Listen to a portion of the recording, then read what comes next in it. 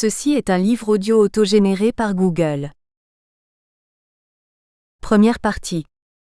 L'acte d'accusation, matrice des faits et des incriminations approuvées. Pièce maîtresse du procès devant le TPIR. L'acte d'accusation présente la substance et le degré de complexité de chaque affaire soumise au juge, aussi bien sur le plan des faits que sur le plan du droit. L'objet de ce premier volet de l'ouvrage consiste dans un premier chapitre, à analyser cette pièce pour, d'une part en démontrer l'importance en la définissant et en l'exemplifiant par l'acte élaboré à l'encontre de Hessy, d'autre part, en relever les défaillances qui font transparaître les difficultés de la preuve éprouvée par le ministère public. Dans un second chapitre, il sera question d'analyser les différents crimes retenus dans cet acte d'accusation contre Hessy, pour repérer à partir de leur enchevêtrement, l'ampleur du travail de l'administration de la preuve qui incombe au ministère public. Chapitre 1er. Les imperfections de l'acte d'accusation établi contre Hessy.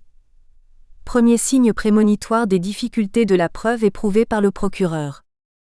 Il ne suffit pas pour le ministère public d'accuser un individu d'avoir commis des actes répréhensibles. Encore faut-il apporter la preuve des accusations portées contre ce dernier. Ce travail d'administration de la preuve sera facilité si les faits criminels déplorés sont décrits avec précision dans l'acte d'accusation. D'où l'importance de cette pièce qui se dégage à la fois de sa définition et de sa stricte réglementation par les textes régissant le TPIR, et que nous allons exemplifier par la présentation de l'acte d'accusation retenu contre Hessy, section 1ère. D'où également la rigueur dont doit faire preuve le procureur dans l'élaboration de ce document de base, pour éviter des imperfections qui risquent de compromettre sa viabilité et son opérationnalité. L'espèce Hessy, soumise à l'examen, n'est malheureusement pas le modèle de cette rigueur, section 2. Et la compromission de l'exercice de l'action publique qui s'ensuit est presque fatale, car le législateur n'a pas prévu de doublure à l'acte d'accusation. À telle enseigne que toute tentative de correction tardive de celui-ci est vouée à l'échec, comme nous le montre éloquemment l'espèce Hessy, à moins que le ministère public ne sollicite de la chambre saisie la modification de l'acte d'accusation en application de l'article 50 du RPP. Ce qui ne ferait que rallonger la durée du procès, section 3. Section 1ère. La définition et la présentation de l'acte d'accusation établi contre Hessy. Paragraphe 1er. La définition et la stricte réglementation de l'acte d'accusation. À définition. L'acte d'accusation est la pièce par laquelle le procureur, ayant réalisé ses enquêtes, saisit le tribunal compétent, et dans laquelle il décrit succinctement mais de façon claire et exhaustive les faits reprochés à la personne poursuivie, les dispositions légales violées par celle-ci et les qualifications retenues contre elle. Cette définition est extraite de l'article 17 paragraphe 4 du statut du TPIR qui dispose « S'il décide qu'au vu des présomptions, il y a lieu d'engager des poursuites, le procureur établit un acte d'accusation dans lequel il expose succinctement les faits et le crime ou les crimes qui sont reprochés à l'accusé en vertu du statut. L'acte d'accusation est transmis à un juge de la chambre de première instance. Cette prescription statutaire est reprise et davantage clarifiée par l'article 47 du RPP dont les points B et C portent ce qui suit, B. Si l'enquête permet au procureur d'établir qu'il existe des éléments de preuve suffisants pour soutenir raisonnablement qu'un suspect a commis une infraction relevant de la compétence du tribunal, le procureur établit et transmet au greffier, pour confirmation par un juge, un acte d'accusation auquel il joint tous les éléments justificatifs. C. L'acte d'accusation indique le nom du suspect et les renseignements personnels le concernant, ainsi qu'une relation concise des faits de l'affaire et la qualification qu'il revêt. Dans son jugement rendu le 25 février 2004 dans l'affaire sous examen, la Chambre de première instance 3 du TPIR a souligné que le fait, pour le procureur, d'informer la partie adverse, d'une manière suffisante, des accusations portées contre elle, joue un rôle primordial dans la régularité de la procédure. Elle a rappelé avec pertinence les principes qui régissent cette matière et qui sont consacrés notamment dans les articles 20, 4A du statut du TPIR, 14, 3A du Pacte international relatif aux droits civils et politiques, et 6, 3A de la Convention européenne des droits de l'homme. Ces dispositions accordent à toute personne accusée le droit fondamental d'être informée, dans le plus court délai, dans une langue qu'elle comprend et de façon détaillée, de la nature et des motifs de l'accusation portée contre elle, la nature de l'accusation étant la qualification juridique précise de l'infraction, et les motifs de l'accusation étant les faits sur lesquels celle-ci repose. Ces informations doivent être consignées dans l'acte d'accusation, qui est le seul document de mise en accusation prévu par le statut du TPIR et son RPP. Dès lors, le procureur a l'obligation d'exposer tous les faits importants étayant les accusations retenues contre l'accusé dans l'acte d'accusation de façon suffisamment détaillée pour que l'accusé puisse préparer sa défense. 23. On s'aperçoit ainsi que c'est l'acte d'accusation qui saisit le tribunal et lie les différentes parties en cause. L'accusateur, l'accusé et leurs suprêmes arbitres, les juges. De là l'importance de cette pièce qui ouvre les joutes judiciaires et qui, pour éviter des futiles et pernicieux débordements, doit définir avec clarté le cadre de la contestation, c'est-à-dire concrètement les faits et le droit soumis à la discussion. B. La stricte réglementation de l'acte d'accusation. Comme nous venons de le dire, l'obligation d'élaboration de l'acte d'accusation incombe au procureur qui, dans l'accomplissement de cette tâche essentielle, doit s'en tenir notamment aux prescriptions des articles 17. 4. 20. 4 du statut 47b. Et C du RPP. L'importance accordée à cet acte fait que celui-ci est soumis au préalable à l'examen d'un juge désigné pour apprécier de la pertinence de tout élément de preuve présenté par le procureur à l'appui de chacun des chefs d'accusation, et pour décider sur cette base si un dossier peut être établi contre le suspect. Ainsi donc, le dossier établi contre le suspect a comme sous-bassement l'acte d'accusation. L'acte d'accusation tel que confirmé par le juge est conservé par le greffier, qui en fait des copies certifiées conformes portant le sceau du tribunal. Si l'accusé ne comprend aucune des deux langues officielles du tribunal et si le greffier sait quelle langue l'accusé comprend, l'acte d'accusation est traduit dans cette langue et cette traduction est jointe à toute copie certifiée conforme de l'acte d'accusation. Tel est le contenu du paragraphe G de l'article 47 du RPP qui, on le voit, souligne davantage l'importance de l'acte d'accusation. Et c'est sur la base de cet acte confirmé que certains mécanismes pénaux contraignants sont mis en branle, en l'occurrence les ordonnances, les mandats d'arrêt, de dépôt, d'amener ou de remise et toutes autres ordonnances nécessaires pour la conduite du procès. La personne initialement suspectée acquiert dès lors le statut d'accusé. Ces dispositions sont reprises dans l'article 47H qui prévoit qu'une fois confirmé l'un quelconque ou l'ensemble des chefs de l'acte d'accusation, le juge peut délivrer un mandat d'arrêt conformément au paragraphe A de l'article 55 et toute ordonnance prévue à l'article 18 du statut, le suspect acquiert le statut d'un accusé. Au stade même de l'exécution du mandat d'arrêt, l'acte d'accusation est présent pour légitimer l'usage de ce moyen de contrainte. En effet, dans ce processus d'exécution auquel peuvent être associées les autorités nationales de l'État sur le territoire ou sous la juridiction ou le contrôle duquel l'accusé se trouve ou avait sa dernière résidence connue, le mandat d'arrêt signé par un juge et revêtu du sceau du tribunal, doit être accompagné d'une copie de l'acte d'accusation et d'un document rappelant les droits de l'accusé. L'importance de l'acte d'accusation justifie la stricte réglementation de sa modification. En effet, comme il s'agit de la pièce basique du procès, l'une des parties, fût-il son auteur, ne peut pas indéfiniment la modifier sans compromettre l'équité de la procédure et les droits fondamentaux de la défense. Car le procès pénal est une affaire publique gouvernée par les principes d'honnêteté, d'équité et de transparence qui honnissent toute attitude de supercherie, de fourberie ou de perfidie et toute stratégie de surprise. Aussi le législateur a-t-il été bien inspiré en prévoyant dans le règlement de procédure et de preuve devant le TPIR un article 50A, qui s'énonce de la manière suivante. Le procureur peut, sans autorisation préalable, modifier l'acte d'accusation, et ce, à tout moment avant sa confirmation.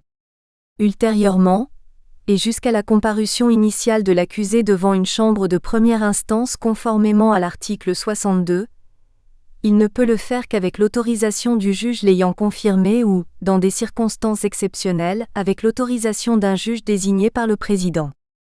Lors de cette comparution initiale ou par la suite, l'acte d'accusation ne peut être modifié que sur autorisation d'une chambre de première instance donnée conformément à l'article 73.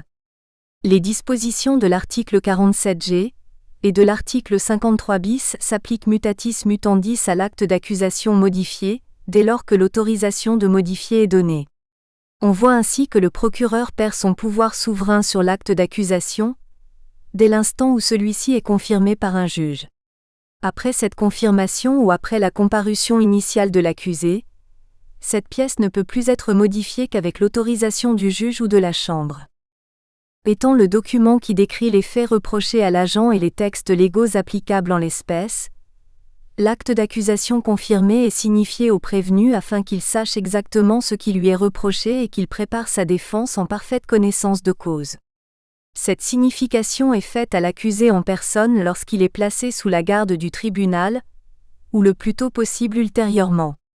Elle se réalise concrètement par la remise à ce dernier d'une copie de l'acte d'accusation certifié conforme par le greffier et portant le sceau du tribunal. Si l'accusé ne comprend aucune des deux langues du tribunal et si le greffier sait quelle langue l'accusé comprend, l'acte d'accusation est traduit dans cette langue et cette traduction est jointe à cette copie certifiée conforme donnée à l'accusé en guise de signification. Cet acte d'accusation confirmé revêt un caractère public, car c'est lui qui fixe l'opinion sur les faits mis à charge de la personne poursuivie. Voilà pourquoi il est rendu public, sauf circonstances exceptionnelles dictant sa non-divulgation. Et c'est sur la base de cet acte que l'accusé opère sa première comparution, et choisit de plaider coupable ou non coupable sur chaque chef d'accusation. En application de l'article 19.3 du statut, la Chambre de première instance donne lecture de l'acte d'accusation, s'assure que les droits de l'accusé sont respectés, confirme que l'accusé a compris le contenu de l'acte d'accusation et l'invite à faire valoir ses moyens de défense. La Chambre de première instance fixe alors la date du procès. Lorsqu'une modification a été réalisée en conformité avec le prescrit de l'article 50A du RPP, et que l'acte d'accusation ainsi modifié comporte de nouveaux chefs d'accusation alors que l'accusé a déjà effectué sa première comparution devant une chambre de première instance, une nouvelle comparution doit se tenir dès que possible afin de permettre à celui-ci de plaider coupable ou non coupable des nouveaux chefs qui lui sont imputés. Un délai supplémentaire de 30 jours lui est accordé pour lui laisser la possibilité de soulever des exceptions préjudicielles relativement à ces nouveaux chefs d'accusation. Voilà autant de paramètres qui permettent de jauger et d'établir la profondeur de la valeur de l'acte d'accusation. Nulle part le législateur n'aménage une doublure à cette pièce de base liant toutes les parties au procès, ou scellant les liens d'instance. Nulle part, le législateur ne prévoit que l'acte d'accusation peut être suppléé par le mémoire préalable ou par la déclaration liminaire du procureur, encore moins par des déclarations des témoins ou autres documents divulgués à l'accusé avant ou pendant le déroulement du procès devant la Chambre. Est donc erronée et sans fondement légal, toute démarche du ministère public tendant à corriger les imperfections de l'acte d'accusation en recourant à son pré-trial brief ou à son mémoire préalable. La meilleure attitude à adopter, c'est la rigueur dans l'élaboration de cette pièce maîtresse du procès afin de faire l'économie des imperfections comme celles qui ont entaché l'espèce SI. Paragraphe 2. L'acte d'accusation retenu contre SI, substrat de l'espèce et de sa complexité intrinsèque. Pour permettre une compréhension aisée et un contrôle dialectique des observations critiques qui seront systématisées dans le second chapitre, il est utile de présenter in extenso l'acte d'accusation élaboré par le procureur contre SI. Cet acte est ainsi rédigé. Le procureur du tribunal. Contre Emmanuel BagamBIKI. Samuel IMANISHIMWE. Acte d'accusation. 1. Le procureur du tribunal pénal international pour le Rwanda, en vertu des pouvoirs que lui confère l'article 17 du statut du tribunal pénal international pour le Rwanda, le statut du tribunal, accuse Emmanuel BagamBIKI. Samuel IMANISHIMWE. De génocide, de complicité de génocide, d'entente en vue de commettre le génocide, de crimes contre l'humanité et de violation grave de l'article 3 commun aux Conventions de Genève et du protocole additionnel 2, en vertu des articles 2, 3 et 4 du statut du tribunal. 2. Les accusés. 2.1 Emmanuel BagamBIKI, est né dans la préfecture de Cyangugu au Rwanda. L'accusé a occupé les fonctions de préfet de la préfecture de Cyangugu durant la période couverte par le présent acte d'accusation jusqu'à son départ du Rwanda. Auparavant, il a occupé les fonctions de préfet de Kigali rural. Il était membre du MRND. 2.2 Samuel Imanishimwe est né à Nyamitaba, région du Masisi, en République démocratique du Congo. Ses parents sont originaires de la commune de Nkuli, préfecture de Ruhengeri. Au 6 avril 1994, il occupait les fonctions de commandant du camp militaire de Cyangugu et avait le grade de lieutenant. En 1993, il occupait les fonctions d'officier de bureau G3 attaché à l'état-major de l'armée rwandaise à Kigali. 3. Exposé succinct des faits. 3.1 Sauf mention expresse, les violations du droit international humanitaire auxquelles se réfère le présent acte d'accusation ont eu lieu au Rwanda entre le 1er janvier et le 31 juillet 1994. 3.2 Lors des événements visés au présent acte d'accusation, les Tutsis, les Hutus et les Twa étaient identifiés comme groupes ethniques ou raciaux. 3.3 Lors des événements visés au présent acte d'accusation, il y avait au Rwanda une attaque générale ou systématique contre une population civile en raison de son appartenance politique, ethnique ou raciale. 3.4 Lors des événements visés au présent acte d'accusation, il y avait un conflit armé non international sur le territoire du Rwanda. Les victimes auxquelles se réfère le présent acte d'accusation étaient des personnes protégées, au sens de l'article 3 commun aux Conventions de Genève et du protocole additionnel 2, et ne prenaient pas une part active au conflit. 3.5 Lors des événements visés au présent acte d'accusation, le MRND, Mouvement républicain national pour le développement et la démocratie, était un des partis politiques. 3.6 Au niveau de la préfecture, le préfet est le délégué du gouvernement le plus haut placé à l'échelle locale, et le dépositaire de l'autorité de l'État. Il exerce ses fonctions sous l'autorité hiérarchique du ministre ayant l'intérieur dans ses attributions. L'autorité du préfet s'étend à l'ensemble de la préfecture. En tant que préfet de Cyangugu, Emmanuel Bajambiki devait assumer les devoirs de sa fonction, notamment administrer la préfecture conformément aux lois et règlements en vigueur, et assurer d'une manière générale l'exécution et le respect de ceux-ci. Assurer la tranquillité, l'ordre public et la sécurité des personnes et des biens. Aider et contrôler les autorités communales. Informer le pouvoir central de la situation de la préfecture et de tout événement digne d'intérêt. 3.7 Dans la préfecture, le préfet est chargé d'assurer la tranquillité, l'ordre public et la sécurité des personnes et des biens. Dans l'exercice de ses fonctions de maintien de la paix, le préfet peut requérir l'intervention de l'armée et de la gendarmerie nationale.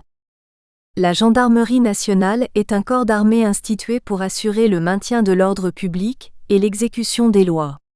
Elle relève du ministère de la Défense nationale, mais peut exercer sa fonction d'assurer l'ordre public à la requête de l'autorité nationale compétente, en la personne du préfet. En cas d'urgence, cette réquisition peut être faite verbalement, notamment par téléphone. Cette réquisition doit être exécutée sans délai. De plus, la gendarmerie nationale a l'obligation de transmettre au préfet tout renseignement concernant l'ordre public, et le devoir d'assister toute personne qui, étant en danger, réclame son secours.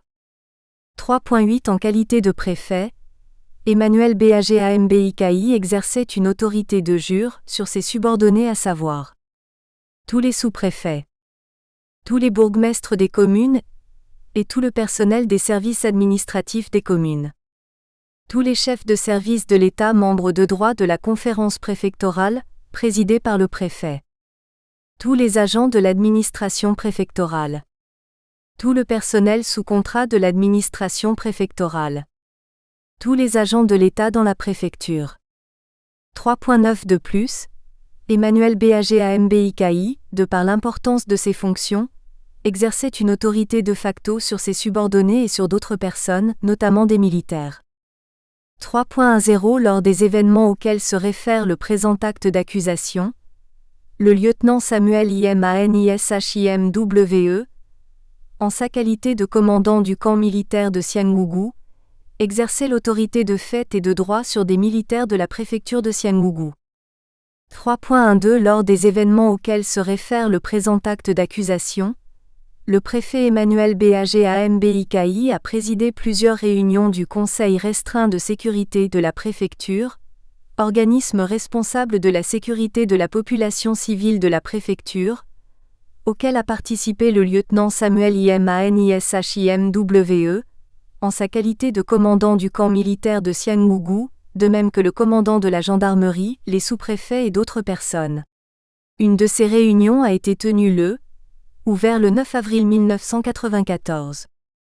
3.13 De plus, le préfet Emmanuel Bajambiki a présidé au moins à 2 occasions, vers le 11 avril 1994 et vers le 18 avril 1994, des réunions de la conférence préfectorale de Cyangugu, où il fut discuté des problèmes de sécurité de la population civile de la préfecture.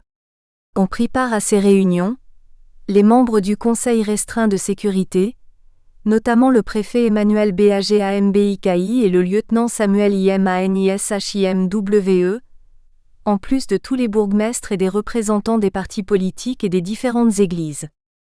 3.14 Avant et à l'époque des événements auxquels se réfère le présent acte d'accusation. Emmanuel Bajambiki, préfet de Cyangugu. André Ntagerura, ministre du Transport et des Communications. Christophe Nyandwi, fonctionnaire du ministère du Plan. Michel Busunyq, président du MRND de la commune de Karanjra, et Édouard Bandeste, leader interahamwe, tous des personnalités importantes du MRND à Cyangugu, ont tenu de nombreuses réunions entre eux ou avec d'autres pour encourager, préparer, organiser le génocide. 3.15 De plus, durant cette même période, André Ntagerura et Emmanuel Bajambiki ont publiquement exprimé des sentiments anti-Tutsi. 3.16 Avant et durant les événements auxquels se réfère le présent acte d'accusation, le ministre André Ntagerura, le préfet Emmanuel Bajambiki, Christophe Nyandwi, tous des personnalités influentes du MRND à Cyangugu, ont participé directement ou indirectement à la formation, l'entraînement et la distribution des armes à des miliciens du MRND, les Interahamwe, qui ont par la suite commis des massacres de la population civile Tutsi.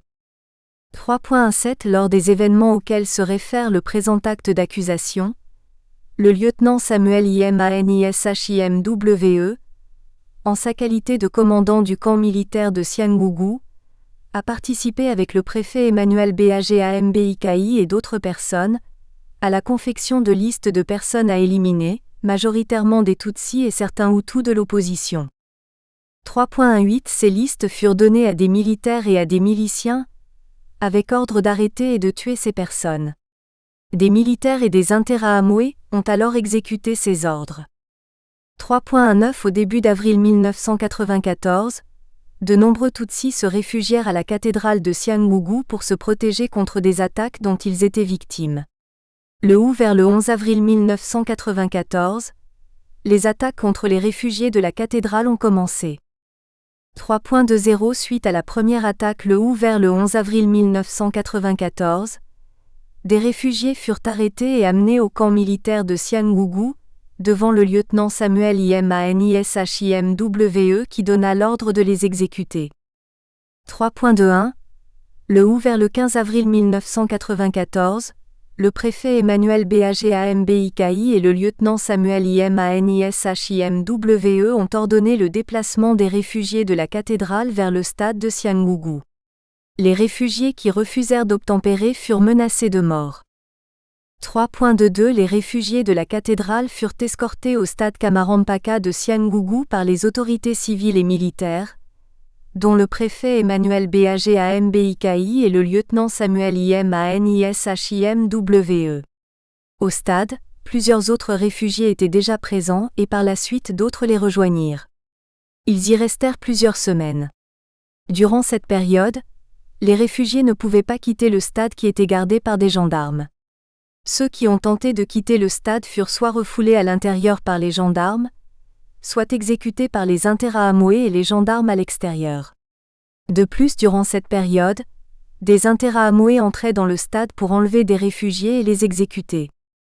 3.23 À plusieurs reprises au cours des mois d'avril à juin 1994, les autorités de Cyangugu, notamment le préfet Emmanuel Bagambiki, le lieutenant Samuel Imanishimwe et le ministre André Ntagerura, ont sélectionné à partir de listes préétablies des réfugiés du stade, majoritairement des Tutsis et certains Hutus de l'opposition. Ces réfugiés furent alors arrêtés et par la suite exécutés dans un endroit nommé Gatandara. 3.24 Entre les mois d'avril à juillet 1994, le lieutenant Samuel Imanishimwe a participé avec ses militaires à la sélection et l'arrestation des Tutsis, dont certains furent par la suite exécutés au camp militaire de Cyangugu. De plus, le lieutenant Samuel Imanishimwe a ordonné à des militaires d'exécuter certaines personnes soupçonnées d'être Tutsis. 3.25 Entre les mois d'avril à juillet 1994, des Tutsis et des Hutus modérés furent arrêtés et amenés au camp militaire de Cyangugu pour y être torturés et exécutés. De plus, durant cette période, des militaires ont participé à plusieurs reprises avec des miliciens du MRND, les Interahamwe, à des massacres de la population civile Tutsi. 3.26 Au moins à 2 occasions en avril 1994, le préfet Emmanuel Bagambiki a ordonné à des militaires et à des miliciens du MRND, les Interahamwe, de tuer des membres de la population civile Tutsi et certains membres Hutus de l'opposition. 3.27 Entre les mois d'avril à juillet 1994, les subordonnés du préfet Emmanuel Bagambiki, notamment certains sous-préfets, des bourgmestres, des fonctionnaires et des gendarmes ont participé au massacre des populations civiles Tutsis et de certains membres Hutus de l'opposition.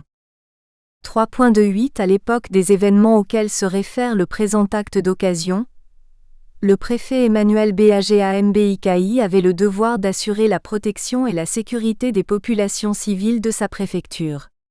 À plusieurs occasions en avril 1994, le préfet Bagambiki a négligé ou refusé d'aider les personnes menacées de mort qui lui demandaient assistance, notamment en commune de Gatar où ces personnes d'ethnie Tutsi furent massacrées. 3.30 À l'époque des événements auxquels se réfère le présent acte d'accusation, les miliciens, les Interahamwe, aidés souvent par des militaires, ont participé au massacre de la population civile Tutsi et des opposants politiques Hutus de la préfecture de Cyangugu.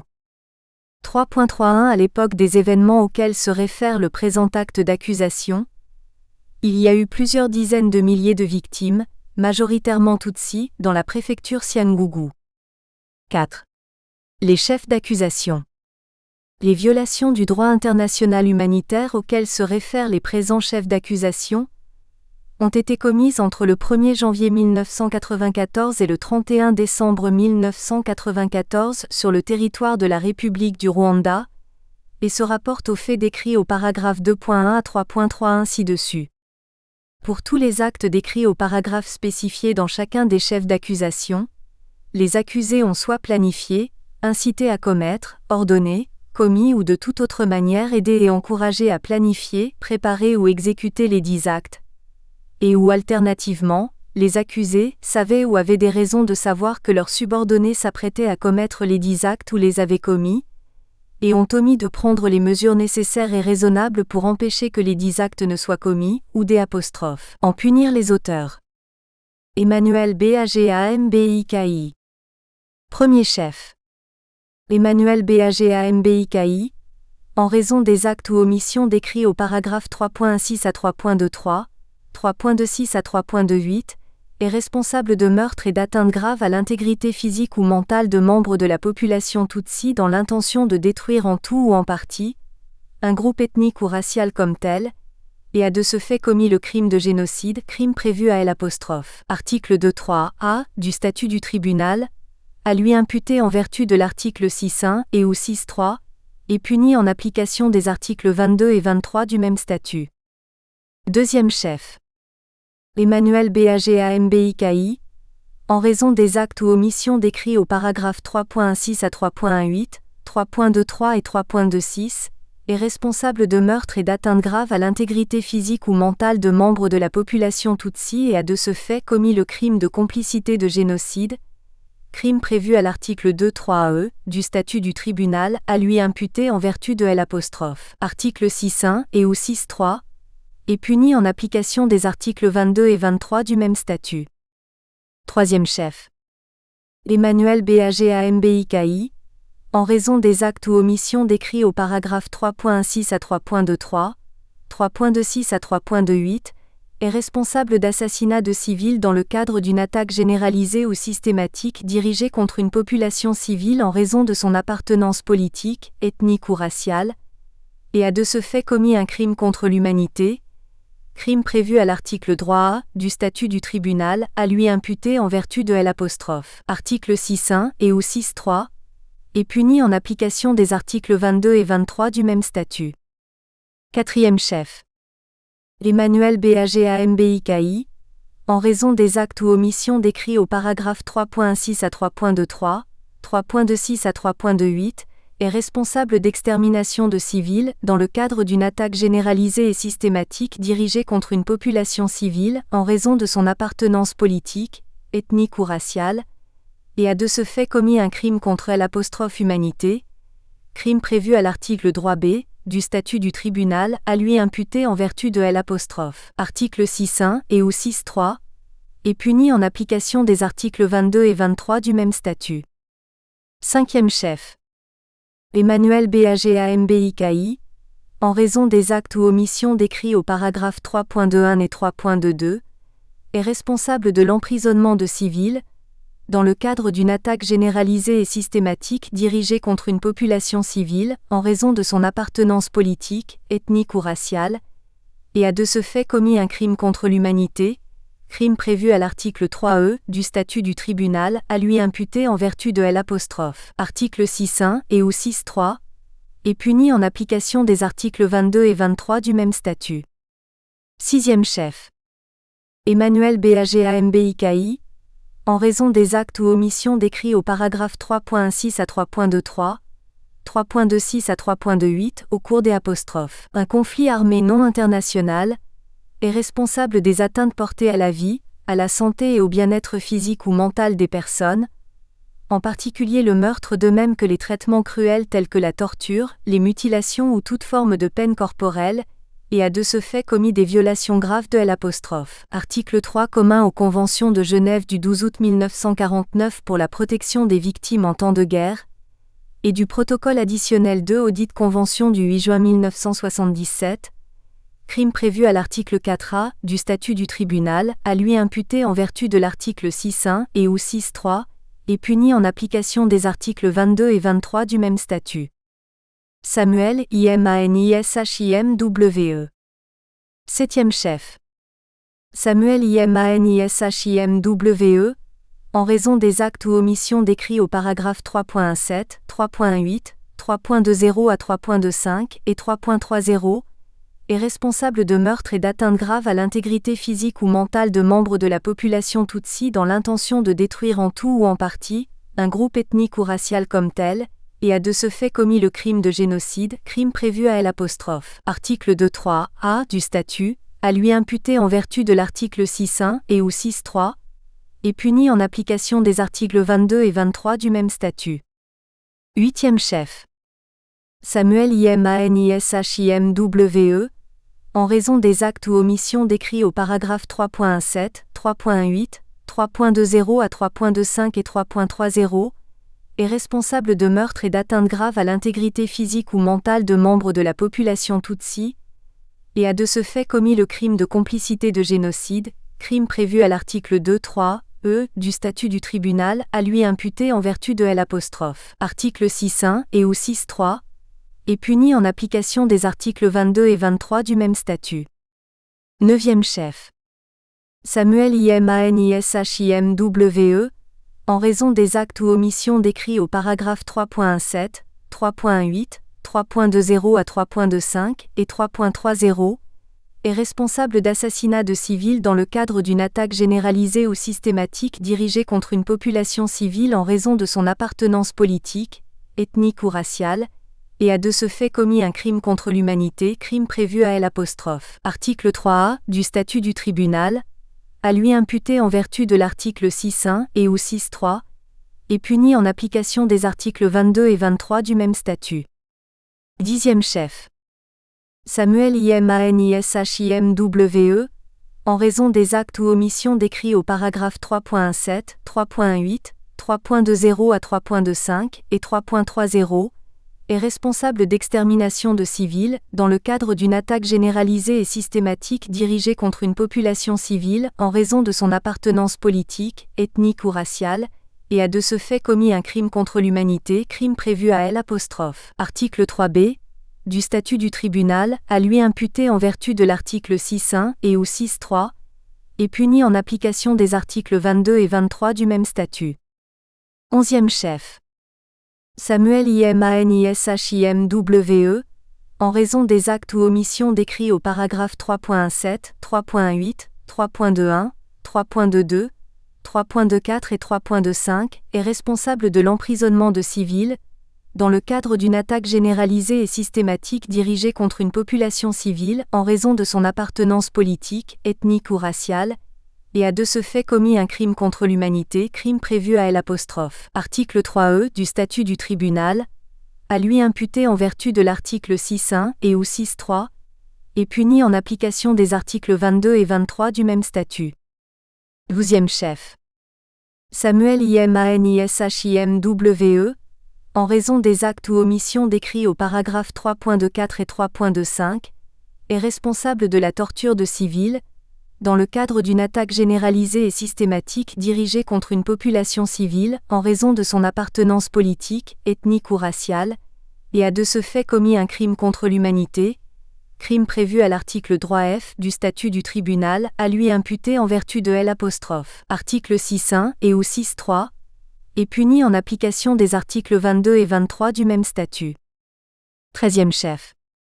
Samuel Imanishimwe, en raison des actes ou omissions décrits au paragraphe 3.17, 3.8, 3.20 à 3.25 et 3.30 au cours d'un conflit armé non international, est responsable des atteintes portées à la vie, à la santé et au bien-être physique ou mental des personnes, en particulier le meurtre de même que les traitements cruels tels que la torture, les mutilations ou toute forme de peine corporelle, et a de ce fait commis des violations graves de L'.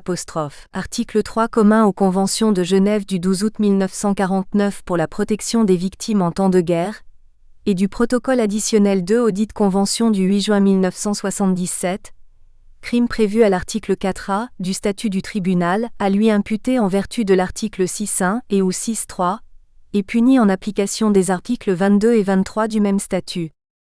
19e chef. Emmanuel Bagambiki, Samuel Imanishimwe et, tels que décrits au paragraphe 3.12 à 3.30, se sont entendus entre eux et avec d'autres, dont notamment André Ntagerura, Christophe Nykandwi, Michel Busuyqu et Édouard Bandeste, en vue de commettre le génocide, et de ce fait ont commis le crime d'entente en vue de commettre le génocide, crime prévu à l'article 2.3b du statut du tribunal, à eux imputé en vertu de L'. Article 6.1, et puni en application des articles 22 et 23 du même statut. Fait à Kigali. Le 9 octobre 1997. Le procureur. Comme on s'en est rendu compte, cet acte d'accusation constitue le substrat de l'espèce étudiée car il contient les différents faits criminels mis à charge de l'accusé, les qualifications légales retenues par le ministère public, les textes d'incrimination et d'imputabilité applicables. Son examen attentif permet de percevoir des imperfections déplorables qui rendent difficile l'accomplissement des tâches ultérieures, incombant au ministère public, en l'occurrence l'administration de la preuve. Section 2. Les DEFICIENCES de l'acte d'accusation faisant transparaître les difficultés de la preuve rencontrées par le procureur. Plusieurs dispositions légales permettent d'appréhender la position éminente de l'acte d'accusation dans le procès pénal devant le TPIR, nous l'avons vu. Cette position requiert que l'organe chargé d'élaborer cet acte accomplisse cette tâche cruciale avec beaucoup de soin pour éviter des déficiences qui ne peuvent que compromettre l'aboutissement heureux de l'action publique. L'acte d'accusation contre ESI contient malheureusement des illustrations de ce type d'imperfection. Les trois plus importantes que nous avons pu isoler sont les suivantes. Le fait qu'il énonce dans certains paragraphes des fausses prémices. Le fait qu'il contient des imprécisions contraires à la rigueur du droit pénal. Le fait qu'il revêt un caractère non exhaustif. Paragraphe 1er, l'énoncé des fausses prémices. L'organe de la loi se doit d'éviter d'insérer dans l'acte d'accusation des prémices inexactes, car celles-ci ne peuvent conduire qu'à des fausses conclusions, ou en tout cas à des conclusions légitimement discutables, avec comme conséquence l'élongation inutile des joutes judiciaires. Le procureur est malheureusement tombé dans ce piège dans certains paragraphes de l'acte d'accusation, où il énonce au moins 2 séries d'affirmations fausses et par conséquent difficiles à prouver. La première se rapporte à la qualification du conflit qui a sévi au Rwanda, et qui a généré les crimes déplorés par tous. La deuxième a trait à l'attribution au préfet des pouvoirs sur l'armée, dans le but de forger une connivence entre EB et SI. A. La caractérisation du conflit rwandais comme étant un conflit non interne à TIONAL. Dans l'exposé succinct des faits, plus exactement au paragraphe 3.4 de l'acte d'accusation, le procureur affirme que lors des événements visés au présent acte d'accusation, il y avait un conflit armé non international sur le territoire du Rwanda.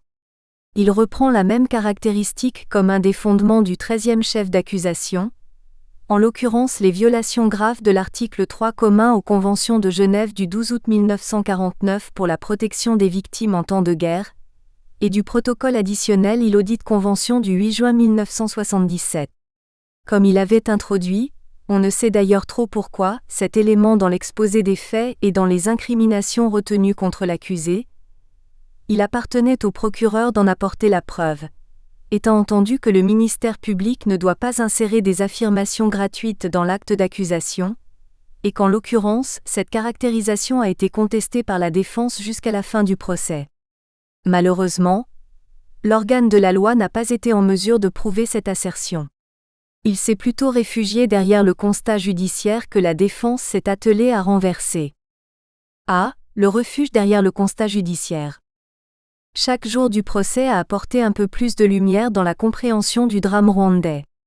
À tel point qu'il serait infertile et dangereux pour l'avènement d'une vraie justice et du rétablissement de la paix au Rwanda, de considérer comme immuablement acquises certaines vues arrêtées à un certain stade du traitement du contentieux du génocide rwandais et révélées fausses à la lumière des témoignages pertinents apportés aux honorables juges.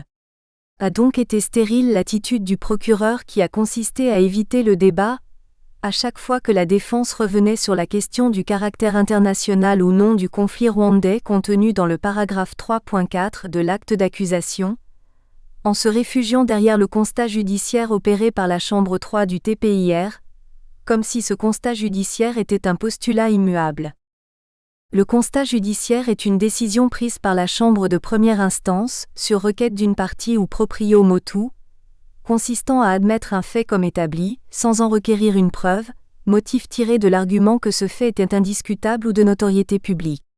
Il est prévu par l'article 94 du RPP, qui dispose A. La Chambre de première instance n'exige pas la preuve de ce qui est de notoriété publique, mais en dresse le constat judiciaire. B.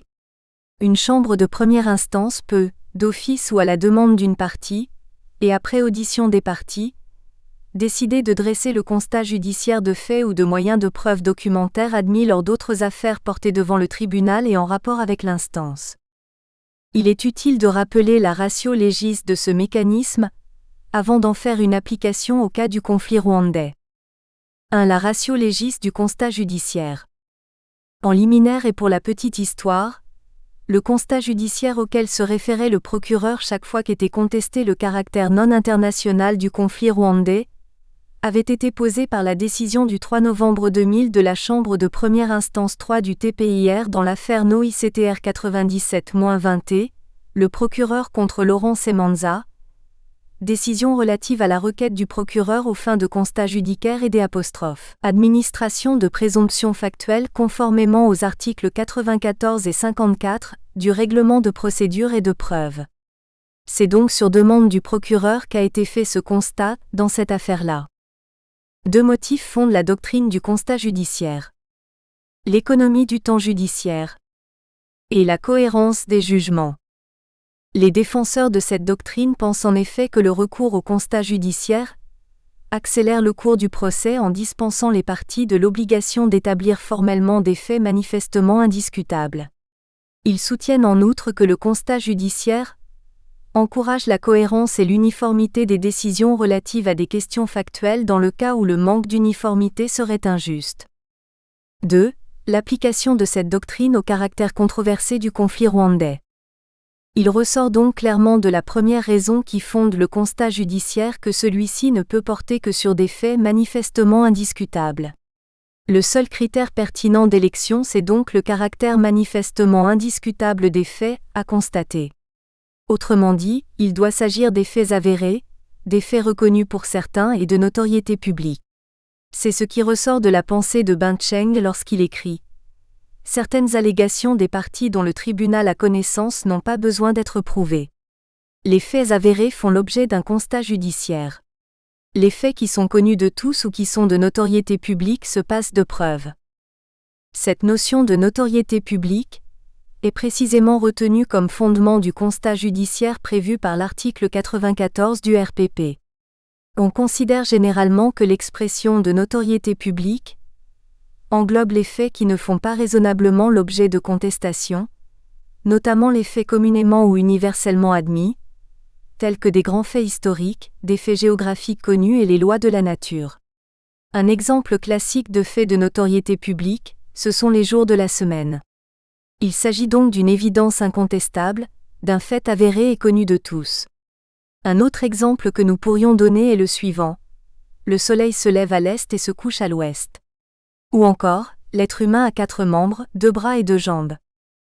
Le caractère non international du conflit rwandais d'octobre 1990 à juillet 1994 ne rentre pas dans cette catégorie des faits qui ne font pas raisonnablement l'objet de contestation. Il s'avère en effet que cette qualification fait raisonnablement l'objet de contestation. Elle a été effectivement controversée par la défense de Essie car plusieurs preuves écrites et testimoniales ont établi que ce conflit revêtait un caractère international, dû à l'implication de plusieurs puissances régionales et occidentales depuis son déclenchement et à sa continuation après décembre 1994, avec comme théâtre des opérations la République démocratique du Congo où se sont affrontés au moins 7 États de la région.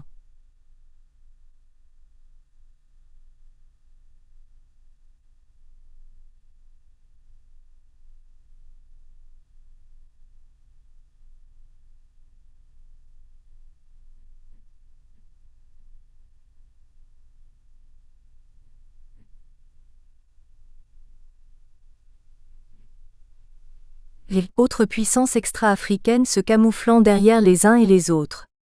On voit donc que le caractère non international du conflit rwandais n'est pas un fait manifestement indiscutable. Dès lors, il ne remplit pas le critère d'élection pour être judiciairement constaté.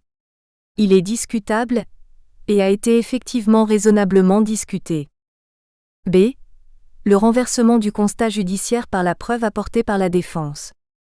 Il est en effet utile de souligner que le constat judiciaire d'un fait acquis sur demande d'une partie peut être contesté par l'autre partie qui reste légitimement autorisée à apporter des éléments de preuve contredisant ce fait. Le constat judiciaire ne doit pas mentir. Un constat judiciaire contraire à la vérité ne vaut. Un constat judiciaire qui dirait par exemple que le soleil se lève à l'ouest et se couche à l'est ne peut valoir. Ainsi, même si un tribunal dresse le constat judiciaire d'un fait, une telle décision n'empêche pas l'adversaire d'opposer des éléments de preuve contredisant ce fait. 38. Beaucoup d'écrits établissent le caractère international du conflit rwandais. On peut citer à titre indicatif le rapport du LT-Scol BEMR Anti-Reims, le livre du journaliste d'investigation Charles Onana, le livre du témoin expert du procureur André Guichawa et le livre blanc de la République rwandaise. En effet, dans son rapport intitulé La guerre oubliée, le lieutenant-colonel, breveté d'état-major, R. Anthierin s'affirme notamment que le 1er octobre 1993, avec l'agression menée à partir de l'Ouganda, il est difficile de distinguer le FPR et l'armée ougandaise, 40 000 hommes qui pendant le conflit prit une part active à certaines phases de l'opération. Selon cet officier supérieur, les intervenants dans ce conflit étaient la Belgique, la France, l'Allemagne, les États-Unis d'Amérique, l'Ouganda, le Zaïre actuel rez-de-chaussée, la Tanzanie et le Burundi. Charles Onana fournit aussi des renseignements pertinents au sujet de ce caractère international du conflit rwandais. Il rapporte des dires du préfet Jacques Deweer qui a confirmé devant la mission parlementaire française la réalité du soutien militaire de l'Ouganda au FPR. L'implication de la Tanzanie est également explicitée. Le professeur André Guichawa, qui est intervenu dans le procès Siangugu en qualité de témoin expert du procureur, indique aussi dans son ouvrage sur les crises politiques au Burundi et au Rwanda, les différentes puissances étatiques qui ont joué un rôle déterminant dans la guerre rwandaise. À la page 527, par exemple, il présente une carte décrivant l'avancée des forces du FPR au Rwanda et soulignant l'axe de pénétration du FPR au Rwanda à partir du territoire de l'Ouganda. Enfin, le livre blanc de la République rwandaise admis dans le dossier Siangugu comme pièce à décharge sous la cote d'Anne 71, démontre également l'implication d'autres États, dont l'Ouganda, dans la guerre du Rwanda. 43. À ces preuves documentaires s'ajoutent les témoignages des militaires qui étaient au front aux prises avec l'ennemi venu de l'Ouganda et appuyés par les puissances étrangères, dont la plus visible était précisément l'Ouganda. Qu'on veuille bien se référer aux dépositions devant la chambre 3 du TPIR, des témoins à décharge PNC et PKA. Il ressort de l'analyse de ces dépositions que le procureur n'a pas contre-interrogé ces témoins sur cet aspect essentiel de leur déclaration, alors même que celle-ci établissait la fausseté de l'allégation contenue dans le paragraphe 3.4 de l'acte d'accusation. On peut d'ailleurs se demander pourquoi le procureur a introduit cette fausse spécification du conflit rwandais dans l'acte d'accusation. Car cet élément ne présente plus aujourd'hui aucun intérêt, puisque comme le souligne la jurisprudence, les interdictions édictées par l'article 3 commun aux conventions de Genève s'appliquent non seulement aux conflits internes, mais également aux conflits internationaux. En effet, si en 1949, l'insertion dans les conventions de Genève d'une disposition relative aux conflits armés internes a pu paraître audacieuse, nul ne peut douter que les protections et les interdictions énoncées dans cette disposition font désormais partie du droit international coutumier. Nous y reviendrons dans le second chapitre à l'occasion de l'analyse de l'incrimination de violation de l'article 3, commun aux conventions de Genève prévues par l'article 4 du statut du TPIR. Limitons-nous à souligner ici que le ministère public, en mentionnant dans l'acte d'accusation que le conflit rwandais était un conflit à caractère non international, a créé un faux problème, étant donné que cette allégation n'apportait rien à l'accusation. Se trouvant dans l'incapacité de prouver cette assertion fausse et superflue, il a recouru à une voie apparue comme une solution de facilité, le constat judiciaire. Ce faisant, il n'a fait que compliquer inutilement le débat en le rallongeant, car la défense l'a suivi sur ce terrain pour établir qu'un constat judiciaire qui ment ne peut valoir. B. L'attribution à un coaccusé des pouvoirs imaginaires. Voulant peut-être forcer un lien entre les accusés EB et SI, le procureur a avancé deux fausses allégations sur les relations ayant prévalu entre ces derniers, à savoir le pouvoir de réquisition de l'armée par le préfet, l'autorité de droit et de fait du préfet respectivement sur le commandant de l'armée et sur les militaires. A. Le pouvoir de réquisition de l'armée par le préfet. On peut en effet lire ce qui suit dans le paragraphe 3.7 de l'acte d'accusation. Dans la préfecture, le préfet est chargé d'assurer la tranquillité, l'ordre public et la sécurité des personnes et des biens. Dans l'exercice de ses fonctions de maintien de la paix, le préfet peut requérir l'intervention de l'armée et de la gendarmerie nationale. Il appartenait naturellement au procureur d'apporter la preuve de cette affirmation dont le deuxième terme, se rapportant à la réquisition de l'armée, a été contesté par la défense. L'instruction juridictionnelle a pu montrer que le ministère public, à l'image de certains de ses témoins comme Lab, ne différenciait pas l'armée de la gendarmerie. Et pourtant, les dispositions légales rwandaises établissent une nette distinction entre ces deux composantes des forces armées rwandaises. Cette confusion proviendrait peut-être de l'utilisation indifférenciée des termes forces armées et armée. Or, les deux concepts ne sont pas synonymes dans le contexte rwandais de 1994. L'armée fait partie des forces armées, mais l'armée n'est pas toutes les forces armées. En effet, au terme de l'article 2 de l'arrêté présidentiel numéro 0102 du 3 janvier 1977 portant statut des officiers des forces armées rwandaises, il faut entendre par forces armées l'armée rwandaise et la gendarmerie nationale. Mais chacune de ces deux composantes a ses missions spécifiques fixées par son texte créateur. La mission de l'armée rwandaise est d'assurer la défense du territoire du Rwanda. Ainsi dispose l'article 1er de l'ordonnance législative numéro R85-25e du 10 mai 1962 portant création de l'armée rwandaise 48. Tandis que la mission de la gendarmerie nationale est d'assurer le maintien de l'ordre public et l'exécution des lois. C'est ce que porte l'article 3 du décret-loi du 23 janvier 1974 portant création de la gendarmerie nationale. Et celle-ci avait son état-major propre, différent de celui de l'armée rwandaise. C'est après avoir compris ces dispositions qu'il faut aller maintenant lire le décret-loi numéro 1075e du 11 mars 1975 portant organisation et fonctionnement de la préfecture dont l'article I est ainsi conçu. Le préfet peut, sans préjudice à l'article 46 du présent décret-loi, requérir l'intervention des forces armées pour le rétablissement de l'ordre public et ce, conformément à la procédure prévue par les lois en vigueur et notamment par le décret-loi du 23 janvier 1974 portant création de la gendarmerie, spécialement en ses articles 24, 29, 31, 32, 34, 35 et 36. Ainsi donc, le pouvoir de réquisition accordé au préfet ne s'exerce que sur la gendarmerie nationale, seule composante des forces armées habilitée à assurer le maintien et le rétablissement de l'ordre public. Le renvoi aux articles 24, 29, 31, 32, 34, 35 et 36 du décret-loi du 23 janvier 1974 portant création de la gendarmerie nationale confirme cette limitation. C'est le commandant de la gendarmerie qui peut, lorsque ses moyens se révèlent insuffisants pour accomplir sa mission, requérir l'assistance de l'armée. Ce pouvoir lui est accordé par l'article 7 du décret-loi portant création de la gendarmerie, qui dispose: tout commandant d'unité ou de détachement de gendarmerie peut, lorsque ses moyens se révèlent insuffisants, requérir l'assistance de détachement de l'armée rwandaise. Et l'article 45 du même texte de préciser: tout détachement de l'armée appelé à intervenir avec la gendarmerie pour donner force à la loi, est aux ordres de l'officier de gendarmerie si celui-ci est de grade supérieur ou égal à celui du commandant de ce détachement.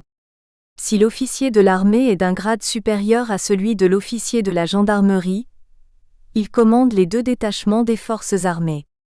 Toutefois, il est tenu, dans tous les cas, de se conformer aux réquisitions adressées auparavant à l'officier de gendarmerie.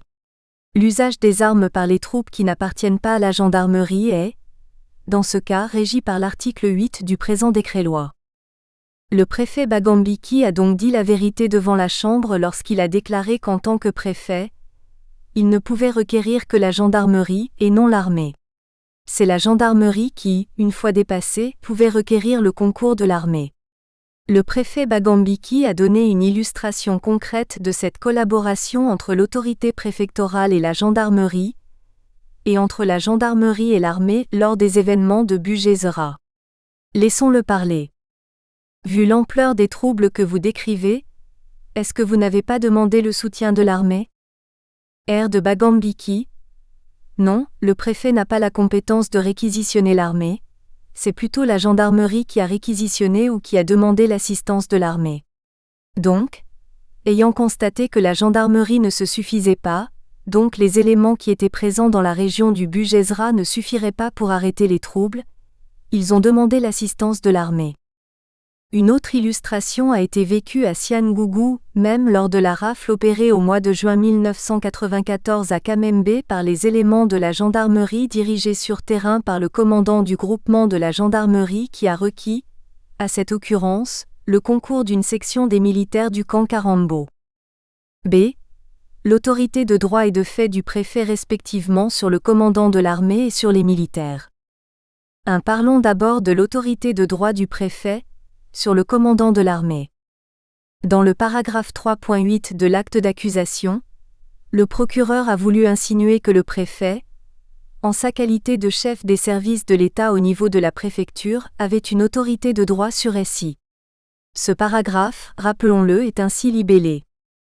3.8 En qualité de préfet, Emmanuel Bagambiki exerçait une autorité de jure sur ses subordonnés, à savoir tous les sous-préfets, tous les bourgmestres des communes et tout le personnel des services administratifs des communes, tous les chefs de service de l'État membres de droit de la conférence préfectorale présidée par le préfet, tous les agents de l'administration préfectorale, tout le personnel sous contrat de l'administration préfectorale, tous les agents de l'État dans la préfecture. On peut avancer que le préfet exerçait une autorité de jure sur ses subordonnés que sont uniquement tous les sous-préfets, tous les bourgmestres des communes et tout le personnel des services administratifs des communes, tous les agents de l'administration préfectorale, et tout le personnel sous contrat de l'administration préfectorale.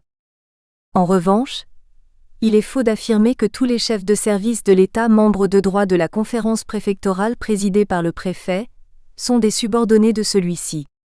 Par conséquent, il est inexact de dire que tous les agents de l'État dans la préfecture sont des subordonnés du préfet.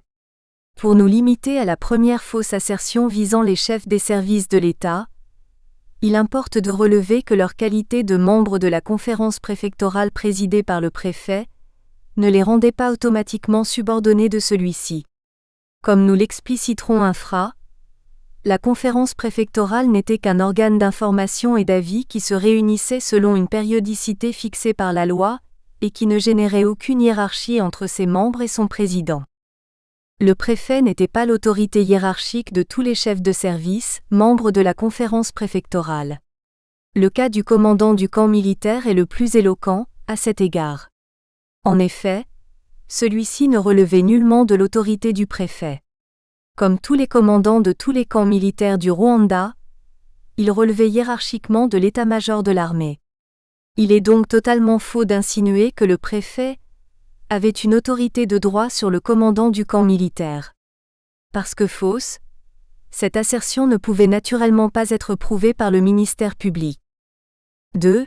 Examinons ensuite l'allégation de l'autorité de fait du préfet sur les militaires.